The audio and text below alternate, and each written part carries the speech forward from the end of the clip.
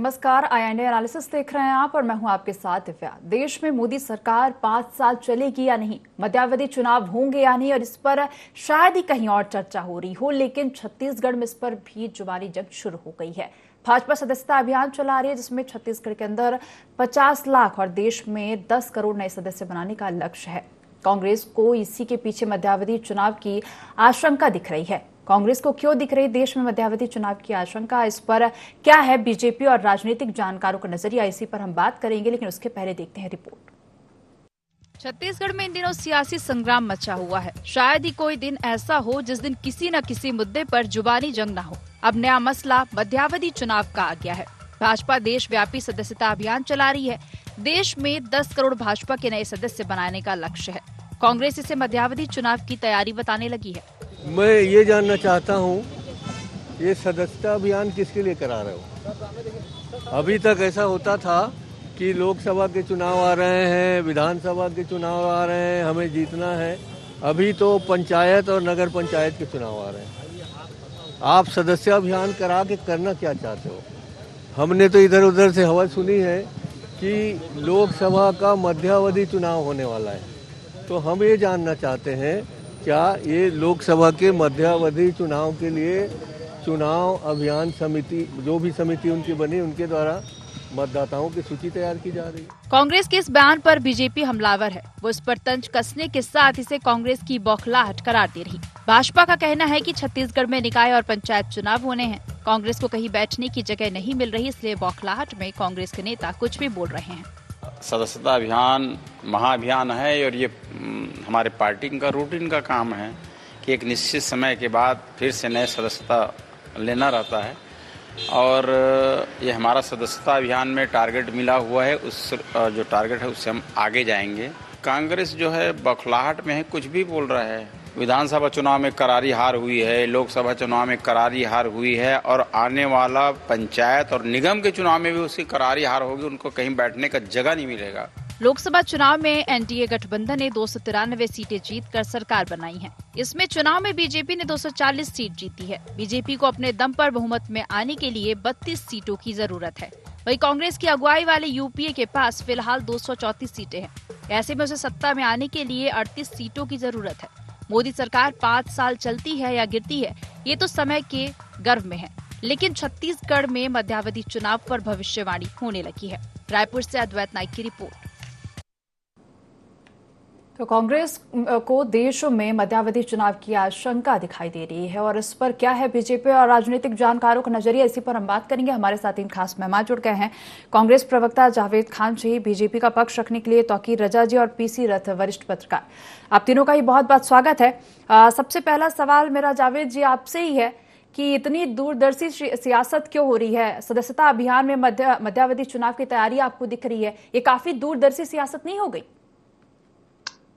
नमस्कार दिव्या जी, आपको, आपके सभी दर्शकों को, साथी मीडिया पैनलिस्ट को भी मेरा नमस्कार।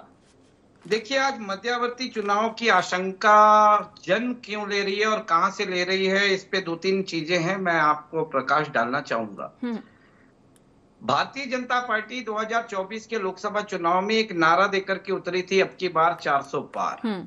और वो 400 पार किस लिए? क्योंकि उन्हें संविधान को बदलना था, उन्हें कॉन्स्टिट्यूशन को बदलना था, उन्हें लोकतंत्र को तार तार करना था, और कहीं ना कहीं जिस तरह से दक्षिण कोरिया जैसे देश है जहां तानाशाह रहते हैं, वैसी तानाशाही की राजनीति इन्हें करनी थी।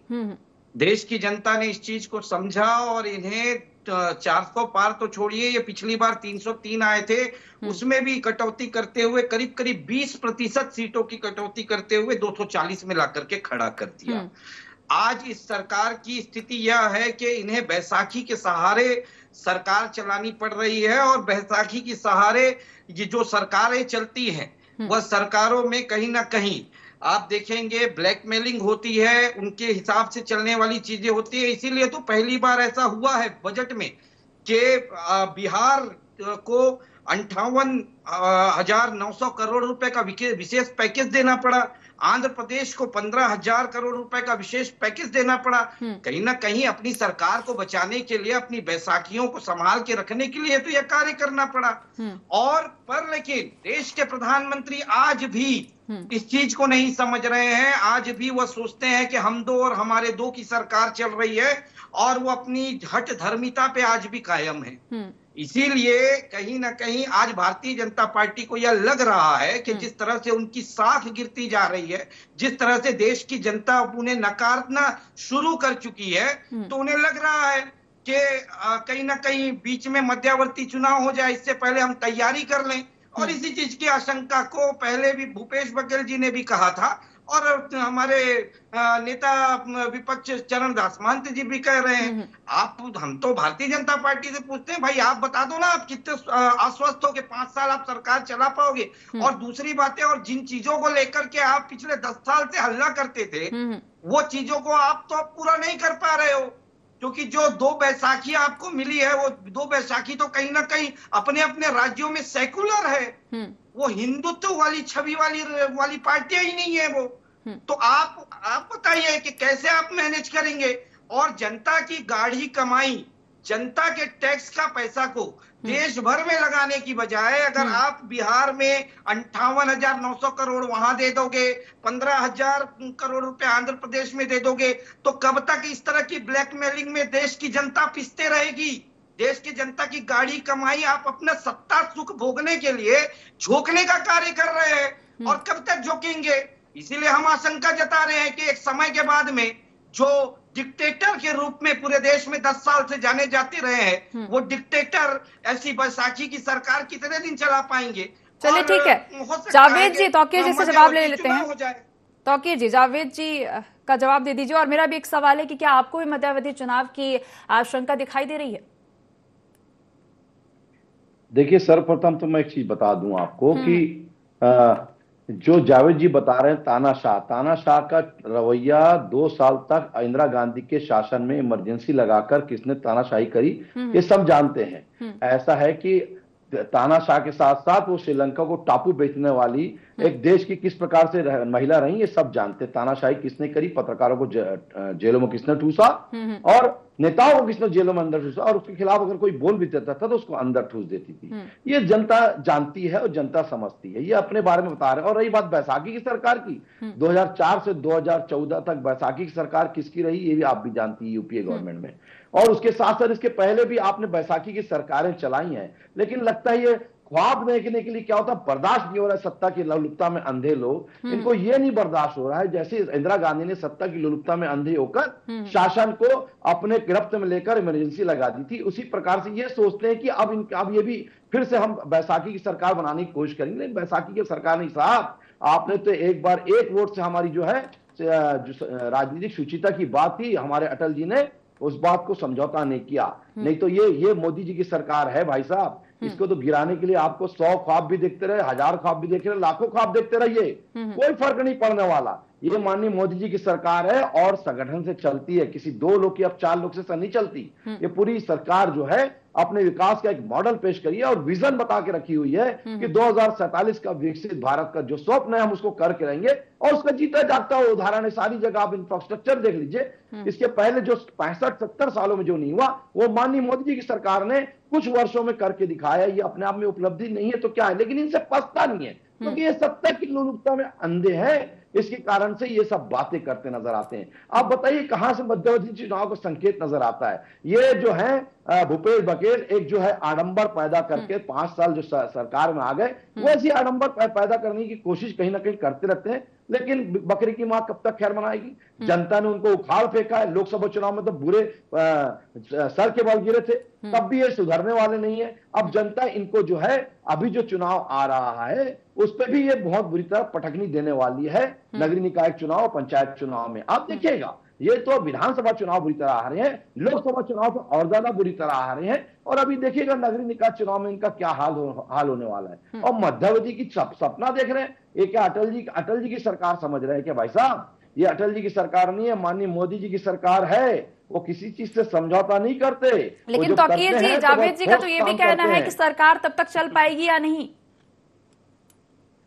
इनके कहने से क्या फर्क पड़ता है? देखिए, जो 3 बार के लोकसभा चुनाव में, अभी आप विगत 3 बार का चुनाव देख लीजिए, आपने देखा होगा कांग्रेस की इतनी बुरी दुर्गति हो गई, लेकिन सुधरने को तैयार नहीं है। इन्होंने एक जो मॉडल आज तक पेश किया उसको जनता मानने को तैयार नहीं है। आप अंदाज लगाइए, 150 को आंकड़ा पार नहीं कर पाए, क्या स्थिति है बताइए तीन लोकसभा चुनाव में। और बात करते हैं बड़ी बड़ी, अरे हमारे बराबर तो ठीक है तौकीर जी, जावेद जी कुछ कहना चाह रहे हैं और उसके बाद इतनी बड़ी बड़ी बात कर रहे हैं, तो ये शोभा नहीं देता। ठीक है तौकीर जी, जावेद जी से प्रतिक्रिया ले लेते हैं। जावेद जी क्या कह रहे हैं? जावेद जी देखिए दिव्या जी, मैं जो अहंकार की बात कर रहा था वो बात अभी तौकीर जी की बात में झलकी, जो वक्तव्य है उसमें झलका। ये बार बार क्या कह रहे हैं? मोदी जी की सरकार, मोदी जी की सरकार। अरे भैया, अब ये मोदी जी की सरकार नहीं रही, ये एनडीए की सरकार है। एनडीए की सरकार कहिए, नीतीश बाबू और चंद्र बाबू के सहयोग से बनी हुई सरकार है। अब तो कम से कम इसको एनडीए की सरकार बोलना शुरू करिए। इसी अहंकार में तो आपको लेकर डूबेगी। दूसरी बात, ये कह रहे हैं ना कि हम सपना देख रहे हैं। अरे हम सपना नहीं देख रहे हैं भाई, अभी कल ही की बात है, नीतीश जी और तेजस्वी जी की मुलाकात हुई है बिहार में। डर तो लगा होगा आपको, क्यों मुलाकात हुई, ऐसी अंदर कौन सी बात हो गई? डर तो सबको लगता है, गला तो सबका सूखता है, तो ऐसी स्थितियों में तो गला आपका जरूर सूख रहा होगा। तीसरी सबसे बड़ी बात ये कह रहे हैं कि हम इमरजेंसी की बात ये कहे। मैं एक स्पष्ट करना चाहता हूं, इमरजेंसी के समय में इंदिरा गांधी जी ने जो इमरजेंसी लगाई थी उसके पीछे सबसे बड़ी वजह यही थी कि ये देश में, सुनिए संविधान की हत्या आदेश को ठुकरा कर सत्ता की लोलुपता में अंधे होकर संविधान की हत्या पहले किसने करी? सैकड़ों बार संविधान की हत्या करने वाले कांग्रेसी हमें मत बताए भाई साहब, आपको जनता ने सबक सिखा दी थी, फिर भी नहीं पढ़ रहे। जावेद जी तौकीर जी, ठीक है कि संविधान की हत्या करके आपकी इंदिरा गांधी ने पीसीरथ जी से प्रतिक्रिया ले लेते हैं। पीसीरथ जी क्या कहेंगे? छत्तीसगढ़ में जुबानी जंग शुरू हो गई है। जावेद जी, तौकीर जी, इसी तरह से सबसे पहले देश का बेचने वाली कौन थी? इंदिरा गांधी थी। जावेद जी तौकीर जी, और देश के साथ जो है, ठीक है जावेद जी, हमेशा आप लोग ने। तौकीर जी, चलिए पीसीरथ जी से प्रतिक्रिया ले लेते हैं। पीसीरथ जी क्या कहेंगे छत्तीसगढ़ में मध्यावधि चुनाव को लेकर ये जो जुबानी जंग है, और क्या इस जुबानी जंग के मायने निकाले? क्या लग रहा है आपको जो कांग्रेस का बयान है मध्यावधि चुनाव को लेकर, उसे लेकर क्या कहेंगे? जी देखिए, राजनीतिक दलों को अपने कार्यकर्ताओं को और अपने संगठन को एक्टिव रखने के लिए लगातार कुछ ना कुछ टारगेट देते रहना पड़ता है, उनको लगातार व्यस्त रखना पड़ता है। नहीं तो वो अगर साइलेंट मोड में चले जाएंगे तो उनकी राजनीतिक जो बढ़त होनी चाहिए वो नहीं होगी। तो अभी सरकार बनने के बाद भाजपा ने जिस तरह से ऑल ओवर इंडिया अपना वो किया है, सदस्यता अभियान चलाने की घोषणा की है, तो उसके पीछे मुझे यही रीजन लगता है कि अभी चूंकि तुरंत चुनाव ज्यादातर राज्यों में नहीं है, अभी लोकसभा चुनाव के बाद का समय है, तो बीजेपी अपने संगठन में कसावट लाना चाह रही है। बीजेपी जो बदलता समय है, जो बदलती दुनिया है, बदलता देश है, उसमें संगठन में बदलाव लाना चाह रही है। तो बीजेपी उसमें नई एनर्जी लाने के हिसाब से ये संगठन में सदस्यता का अभियान चला रही है। इसके बाद बीजेपी जो है वो जो 4-5 राज्यों के चुनाव होंगे उसमें नए सिरे से सामने आएगी। अभी जो 2 राज्यों के चुनाव हैं, जो हरियाणा और कश्मीर में जो चुनाव है, उसको बीजेपी बहुत ज्यादा गंभीरता से नहीं ले रही है, क्योंकि हरियाणा में उसको मालूम है कि यहाँ लगातार बाजी उसके हाथ से छीनी जा रही है, लगातार हरियाणा में नुकसान दिख रहा है बीजेपी को, और कश्मीर में बीजेपी ने लोकसभा में प्रत्याशी ही खड़े नहीं किए थे, तो उसको वहां पर भी जो मिल गया वो अच्छी बात है, लेकिन बहुत ज्यादा उम्मीद उस तरह से लेके नहीं चल रही। इसलिए बीजेपी देश के बाकी संगठन, बाकी राज्यों में सदस्यता अभियान के जरिए एक वो अपना सदस्यों में एक जागरूकता का स्तर, पार्टी के प्रति प्रतिबद्धता का स्तर बनाए रखना चाह रही है, इसलिए ये सदस्यता अभियान है। कांग्रेस के लिए तो ये है कि अब कांग्रेस को जो मेहनत कांग्रेस ने की, उससे कांग्रेस को जो प्लस मिला इस लोकसभा में पिछले बार की तुलना में, अब जब एक हरियाणा में सांसद वापस कांग्रेस में आ गए हैं, बीजेपी को छोड़ करके जाने की घोषणा उन्होंने कर दी है, तो 100 की संख्या हो गई है सांसद सांसदों की। तो कांग्रेस उत्साह से उत्साहित है और कांग्रेस ये किस तरह से अपने लोगों को, ये भाजपा के लिए सदस्यता अभियान को नकारात्मक बताना है भाजपा, क्योंकि वो विपक्ष में है कांग्रेस, तो कांग्रेस ये चाह रही है कि किसी तरह से मूल मुद्दों को लेकर के मोड़ा जाए और भाजपा को उसके सदस्यता अभियान के लिए उत्साह भरने की बजाय भाजपा के लोगों को उसके लिए ये फील हो कि हाँ भाई ठीक है, कांग्रेस अगर ऐसा कुछ कह रही है तो निश्चित रूप से उसमें कांग्रेस को अपना जो है अपने संगठन को मजबूत करना है। तो कांग्रेस अपने संगठन को मजबूत करने के लिए इस तरह से आरोप भाजपा पे लगा सकती है कि ये भाजपा का सदस्यता अभियान इस तरह से मध्यावधि चुनाव के लिए, क्योंकि मोरल वैल्यू, अपने कार्यकर्ताओं को मजबूत करना, मानसिक रूप से मजबूती देने के लिए कांग्रेस को इस तरह से आरोप लगाने में शायद फायदा महसूस हो रहा हो। तो ये राजनीति है, प्रतिपक्ष और विपक्ष, सत्ता पक्ष एक दूसरे पे इस तरह से हमलावर रहता है और अपने कार्यकर्ताओं को एक्टिव रखने के लिए वो इस तरह से बयानबाजी करते रहते हैं। मुझे लगता है कांग्रेस को छत्तीसगढ़ में कम से कम अभी अपने संगठन पे जोर देना चाहिए। कांग्रेस का संगठन जिस तरह से बिखरा बिखरा सा है, जिस तरह से गुटबंदी उसके कारण हार हुई है उसकी, तो कांग्रेस को उसमें जो खामियां हैं उसको दूर करने पे ध्यान देना चाहिए। भाजपा तो अपने संगठन को सुधारती रहेगी, भाजपा तो सत्ता में है तो उसके लिए उतनी दिक्कत नहीं है, लेकिन कांग्रेस को अपने संगठन को मजबूत करने पे ध्यान देना चाहिए। ये देखना चाहिए कि आगे चल के कांग्रेस की फिर इस तरह से हार ना हो, और बल्कि जो आगे जो पंचायत के और नगरीय निकाय के चुनाव हैं उसके लिए कांग्रेस कैसे मजबूती से एक होकर के सामने आ सकती है, जिस तरह से भाजपा सामने आती है, तो उस तरह की तैयारी में कांग्रेस को भिड़ना चाहिए। अभी समय उसका है, और प्लस जो जो वायदे कांग्रेस को भाजपा के थे सरकार के, उसको पूरा करवाने के लिए कांग्रेस को जो है दबाव बनाना चाहिए, क्योंकि नेता प्रतिपक्ष के नाते उसका कर्तव्य है कि जनता के प्रति जो कमिटमेंट किया गया था चुनावी घोषणा पत्रों में, उसको सरकार, मौजूदा सरकार कैसे पूरा कर रही है, उसके लिए निगरानी का काम नेता प्रतिपक्ष के रूप में कांग्रेस को करना चाहिए। चलिए ठीक है, जावेद जी आपसे सवाल है मेरा कि अभी आपने सरकार गिरने की बात कही है, तो आपको ऐसा कहां से लग रहा है कि सरकार गिर जाएगी? मैंने कहा दिव्या जी, जो चाल चरित्र और चेहरा है उसमें कहीं बदलाव नहीं आया। इनके शीर्ष नेतृत्व से लेकर के अभी यहीं पर डिबेट में बैठे हुए प्रवक्ता तक आप देख लीजिए ना, किस तरह से तानाशाही की बात कर रहे हैं। मोदी जी की सरकार, मोदी जी की सरकार। अरे एनडीए की सरकार बोलने में शर्म आती है क्या? एनडीए की सरकार बोलिए, अब गठबंधन वाली सरकार है। दूसरा, जिस तरह से आप तानाशाही तरीके से चीजों को थोपने का कार्य करते आए हैं, अभी वक्फ बोर्ड की बात को ले लीजिए। वक्फ बोर्ड को लेकर के जिस तरह से संसद में ये माहौल बनाने के लिए की कोशिश किए, उसको ही लेकर के इनके बैसाखी, जिनकी बैसाखियों के सहारे ये चल रहे हैं, उन्होंने उसका विरोध कर दिया। उन्होंने कह दिया कि ये बिल सही नहीं है। तो अब आप बताइए कब तक आप कॉम्प्रोमाइज करेंगे? या तो फिर अगर आप अपने जो आपका उद्देश्य है और जो आपके संकल्प है उस पर दृढ़ रहिए। फिर सरकार जाती है तो जाए। अटल बिहारी वाजपेयी जी का जिक्र इन्होंने किया, तो फिर अटल बिहारी वाजपेयी बन के दिखाइए। या फिर सत्ता की लालच में 5 साल आप करते रहिए, जो आपको आपकी बैसाखी कराते रहे वो करते रहिए। भाई हम तो ये कह रहे हैं, कि इसी चीज को आप स्पष्ट करिए।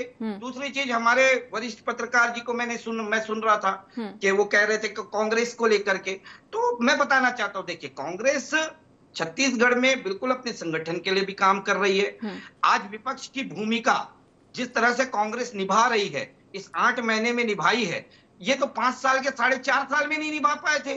वो भूमिका हम निभा रहे हैं। 6 महीने में हम विधानसभा घेर लिए। इनको आज भी याद दिला रहे हैं। क्या हुआ भाई? 1 लाख युवाओं को प्रतिवर्ष रोजगार देने की बात, क्या हुआ 500 रुपए, 450 रुपए में सिलेंडर देने की बात। आज कहीं जाकर के हमारे दबाव पर 18.5 लाख आवास स्वीकृत हुए केंद्र से। ये तो यहाँ से भेज दिए थे फाइल, वो स्वीकृत नहीं हो रहे थे और ये बड़े बड़े होर्डिंग छाप रहे थे, 18.5 लाख आवास, 18.5 लाख आवास। कहीं ना कहीं विधानसभा में हमने इसको प्रश्न में घेरा, तब कहीं जाकर के वहां ऊपर दबाव बना। और दूसरी सबसे महत्वपूर्ण चीज बताता हूं मैं, कि आज हमें इसलिए भी लग रहा है कि यही वही मोदी जी है जिनके खिलाफ कोई बोल नहीं पाता था। आज छत्तीसगढ़ के भारतीय जनता पार्टी के सांसद विजय बघेल जी ने एक दमदारी की बात कही है, मोदी सरकार को आईना दिखाने की बात कही है, एकदम बेखौफ होकर के मोदी सरकार के खिलाफ पेंशनर के साथ में खड़े होने की बात कही है, डीए के लिए साथ में लड़ने की बात कही है। तो कहीं ना कहीं आज ये सारी चीजें भी चलिए बता रही ठीक है है, कि ये जो ठीक मोदी है का जावेद चेहरा जी, कहते थे चलिए ना, तौकीर वो जी से धीरे-धीरे प्रतिक्रिया ले वो लेंगे। फीका हो चुका है। तौकीर जी क्या कहेंगे, हालांकि सदस्यता अभियान को लेकर अगर बात करें तो इतना भारी भरकम लक्ष्य क्यों रखा गया है? क्योंकि यह देखा जाए तो छत्तीसगढ़ की अगर बात की जाए तो 50 लाख और देश भर में 10 करोड़ का जो टारगेट है वो रखा गया है। क्या बीजेपी गिरती साख बचाने की कोशिश कर रही है? देखिए, भारत की सबसे बड़ी पार्टी है और आपको इसमें दिखता भी है कि भारत की सबसे बड़ी पार्टी होने के कारण मेजोरिटी के साथ आज वहां बैठी है। वो कहते ना कि जगह की कैद नहीं थी, कोई कहीं भी बैठे, जगह की कैद नहीं थी, कोई कहीं बैठे, मकान हमारा था, हम वहीं बैठे। माननीय मोदी जी आज वहां बैठे हैं, ये मोदी जी की सरकार है। ये बात करते हैं, इनको इतना पछता क्यों नहीं भाई साहब कि जब मनमोहन सिंह की सरकार के साथ यूपीए गवर्नमेंट चलती थी तो आप मनमोहन सिंह की सरकार बोलते थे, तब तो बड़ा अच्छा लगता था आपको। आज मोदी जी इनको क्यों नहीं पछता, जरा ये बताइए। अरे एनडीए की सरकार, जब मोदी जी की सरकार, जब हमारी हम पूर्ण बहुमत के साथ रहे, तब भी हमारी पूरी यूपी की सरकार नहीं, जावेद जी तौकीर जी को अपना पक्ष रखने दीजिए। जावेद जी तौकीर जी को अपना पक्ष रखने दीजिए।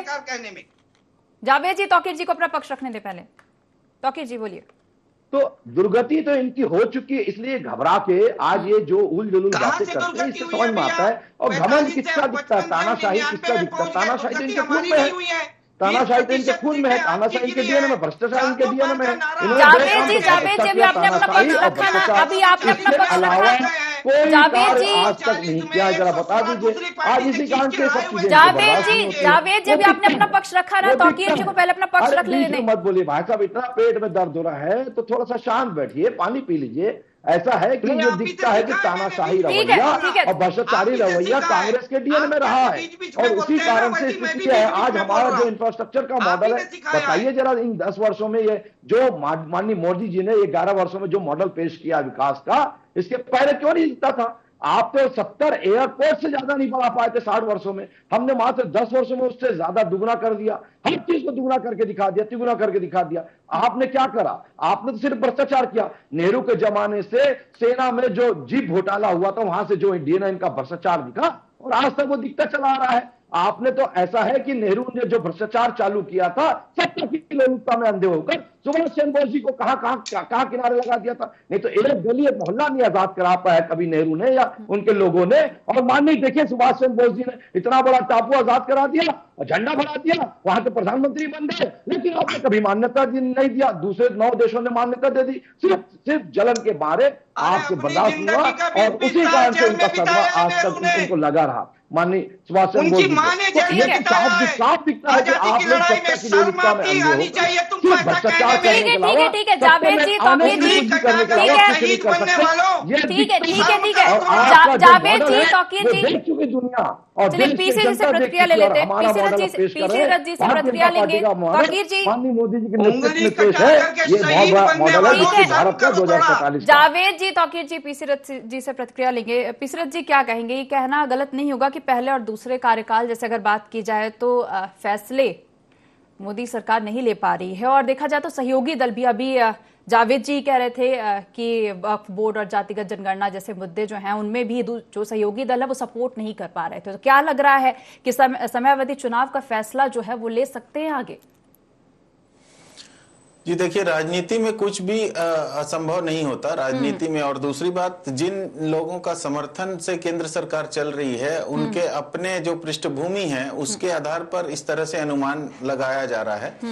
लेकिन अभी जो स्थिति है उसमें फिलहाल तो मोदी सरकार को कोई खतरा नजर नहीं आ रहा है। ये बात अलग है कि सरकार बहुत दबाव में है और खुद प्रधानमंत्री की बॉडी उससे जो है दिखता है इस तरह से कि वो किस तरह से दबाव में किस तरह से काम कर रहे हैं। और जो 3 विधेयक, जिनको एक को जो वक्फ बोर्ड वाला मुद्दा लाया गया था जिसको संसदीय समिति को भेजा गया है और दूसरे जो 2 और मामले हैं जिसमें सरकार ने कदम पीछे लिए हैं, तो जो लेटरल एंट्री का मामला था जिसमें अधिकारियों की नियुक्ति मंत्रालय में सीधे की जाने वाली थी, उसको पूरे विज्ञापन जारी करने के बाद, पूरे विधि विधान से उसकी तैयारी करने के बाद भी सरकार को उसको वापस लेना पड़ा। तो आरक्षण का मुद्दा और दूसरा संविधान को बचाए रखने या बनाए रखने को लेकर के कांग्रेस जिस तरह से हमलावर है केंद्र में, तो उस तरह से कांग्रेस का दबाव केंद्र सरकार पे तो बना हुआ है, विपक्षी दलों का संयुक्त दबाव बना हुआ है। छत्तीसगढ़ में उस तरह से कांग्रेस परफॉर्म नहीं कर पा रही है जिस तरह से केंद्र में परफॉर्म कर रही है। तो छत्तीसगढ़ में कांग्रेस को अभी ज्यादा संगठित होने की, ज्यादा मजबूत होने की जरूरत है, ऐसा मुझे लगता है कि अभी वर्तमान हालत में जिस तरह से कांग्रेस है उसमें। दूसरा रहा सवाल कि मध्यावधि चुनाव, तो मुझे ऐसा नहीं लगता कि मध्यावधि चुनाव जो है वो होंगे, क्योंकि अभी की स्थिति में बहुत कंफर्टेबल मोड में सरकार को मिल रहा है। लेकिन आगे चल के सरकार अगर कोई अपना जो पार्टी लाइन के हिसाब से, बीजेपी का पार्टी लाइन के हिसाब से, संघ के पार्टी लाइन के हिसाब से अगर कोई विधेयक या कोई नियम कानून सरकार लागू करना चाहे और उसको लेकर के जो सहयोगी दल हैं केंद्र सरकार के, उनके साथ कोई विवाद खड़ा हो, तो ऐसी स्थिति आ सकती है। अभी फिलहाल तो ऐसी मध्यावधि चुनाव जैसी कोई संभावना नजर नहीं आ रही है। जी तो फिलहाल समय की कमी होने के चलते इस चर्चा को मैं ही रोकना चाहेंगे। आप तीनों ही मेहमानों का जुड़ने के लिए बहुत बहुत धन्यवाद। तो फिलहाल मध्यावधि चुनाव को लेकर जुबानी जंग शुरू हो गई है और देश में मोदी सरकार 5 साल चलेगी या नहीं, मध्यावधि चुनाव होंगे या नहीं, ये तो फिलहाल वक्त ही बताएगा। INA एनालिसिस में फिलहाल इतना ही। आप देखते रहिए IND24। नमस्कार।